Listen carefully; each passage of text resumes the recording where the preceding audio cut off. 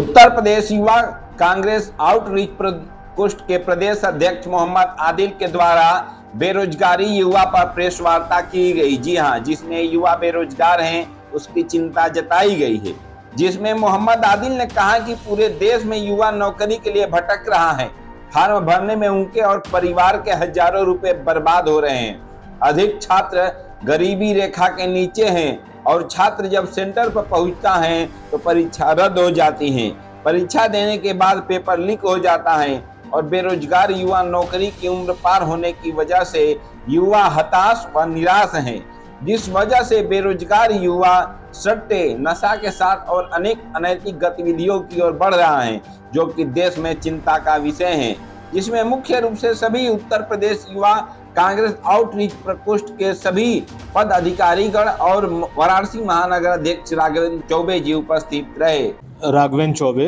अध्यक्ष महानगर कांग्रेस कमेटी वाराणसी। आज हम इस राजीव भवन मैदान कार्यालय पे हमारे हम सबके प्रिय भाई आदिल जी द्वारा, जो उत्तर प्रदेश युवा कांग्रेस आउटरीच के प्रदेश अध्यक्ष हैं पूर्वी के, इनके द्वारा आज यहाँ कार्यकारिणी का आयोजन किया गया है पूर्वी का, और एक युवाओं के संदर्भ में पत्रकार वार्ता का भी आयोजन किया गया है। मैं आप सभी समाज मीडिया के भाइयों के माध्यम से इन सभी साथियों का, पदाधिकारियों का बनारस की धरती पर स्वागत अभिनंदन करता हूँ। और ये मुहिम जो हमारे युवा कांग्रेस के राष्ट्रीय अध्यक्ष श्रीनिवासन जी द्वारा, जिसको ये लोग उस लड़ाई को लेकर आगे बढ़ रहे हैं कि युवाओं को रोजगार दो और न्याय दो, उसके तहत आज ये लोग बनारस में जो आज एक कैंपेन करेंगे, अपनी रणनीति तैयार करेंगे, जिसके अंतर्गत आपको याद होगा 2014 में जब आदरणीय मोदी जी, सबसे बड़ा वर्ग अगर किसी को मोदी जी ने ठगने का काम किया तो हिंदुस्तान के नौजवानों को ठगने का काम किया। प्रतिवर्ष 2 लाख नौकरी देने का वादा करके राजनीतिक मंचों से सरकार बनाई युवाओं के बल पे। उसके बाद जब नौकरी देने की बात आई तो तमाम तरह के बहाने उन्होंने डेवलप करना शुरू किए। पहले पकौड़े तलने का विकल्प दिया, फिर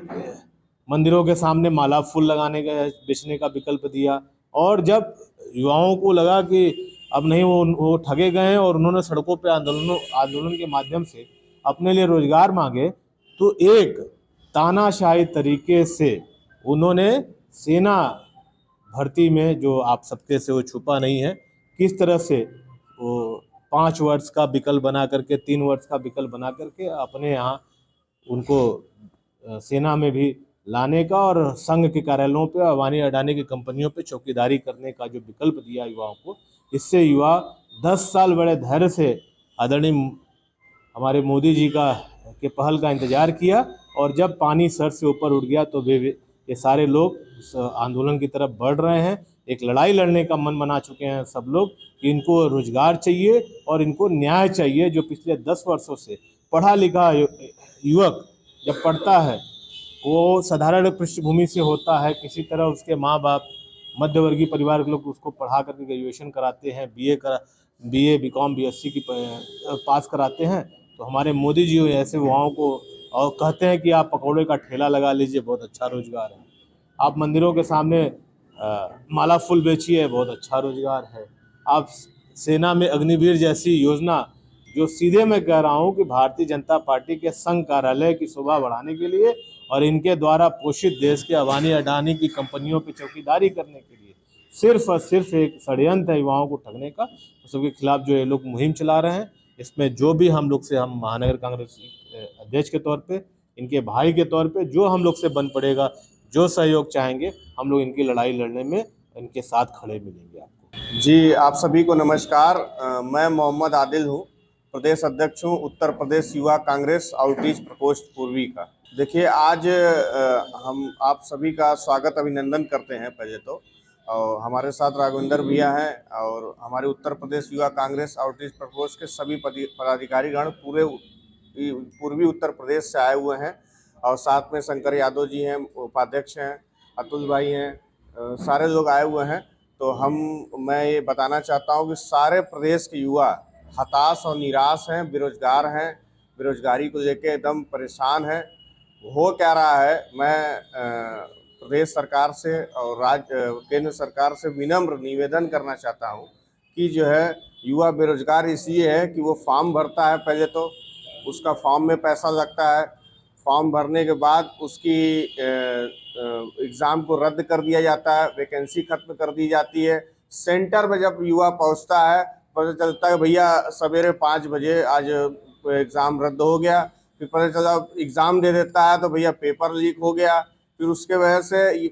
युवा इतना ज़्यादा परेशान है इस सट्टे की तरफ और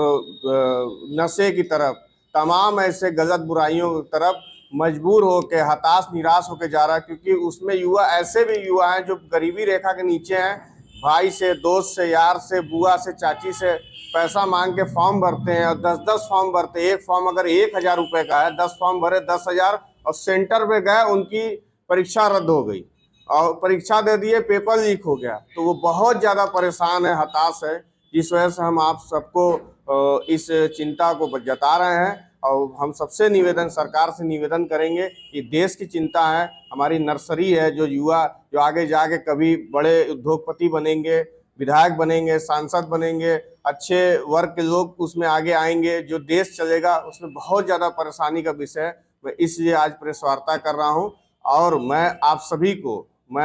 को, पूरे उत्तर प्रदेश को और पूरे देश को मैं ये निवेदन कर रहा हूँ कि जो आप सभी लोग भारत जोड़ो यात्रा में शामिल हों। हमारे आदरणीय राहुल गांधी जी न्याय चाहते हैं, बेरोजगार के साथ, युवाओं के साथ, हर एक वो समस्या के साथ न्याय चाहते हैं जो आज देश में बहुत बड़ी समस्या जिसको अनदेखा किया जा रहा है। तो मैं एकदम निवेदन करूँगा कि इस यात्रा जो वाराणसी में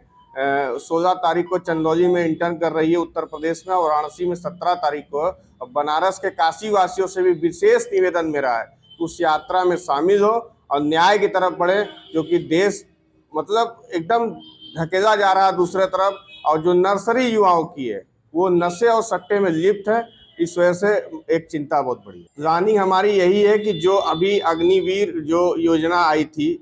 उन सारे युवाओं को हम लोग एक एक करके उनका बायोडाटा इकट्ठा कर रहे हैं और सरकार से, क्योंकि अभी हमारी ना केंद्र में सरकार है ना उत्तर प्रदेश में, तो हम सारे युवाओं के जो प्रपोजल है उनसे लेकर सरकार तक पहुँच, उस जंजाल से हम लोग उनको मोटिवेट करके निकालेंगे, उनको सही राह पे लेके जाएंगे। क्योंकि हमें रोजगार से मदद, जब उनकी नौकरी नहीं लगेगी तो हम उनको मोटिवेट कर सकते हैं कि आप उस तरफ मत जाइए, और सरकार से निवेदन और ज्ञापन कर सकते हैं कि आप उनको बचाइए। बाकी हमारी उत्तर प्रदेश और केंद्र में दोनों जगह सरकार नहीं है। हम इसी न्याय को लेकर ही तो आपसे वार्ता कर रहे हैं, और भारत जोड़ो यात्रा जो पूरे देश में चल रही है उसी को लेकर चल रही है। रोजगार में क्या क्या आना चाहिए? रोजगार में आपका जो है, आपके जो नौकरियां निकल रही हैं, वार्ड निकल रही हैं, वो सही समय पे होना चाहिए, एग्जाम सही समय पे होना चाहिए, वैकेंसी जो है उसका सही रूप होना चाहिए। अगर आपने एग्जाम की डेट दी है तो उसका इंटरव्यू, नौकरी कब मिलेगा, सारी ट्रेनिंग वगैरह सब सही समय पे शेड्यूलिंग से होनी चाहिए। तब पढ़ा लिखा नहीं हुआ है उसके लिए क्या होगा? तो हम तो यूनिवर्सिटी के छात्र संघ के नेता हैं, हम लोगों ने मैं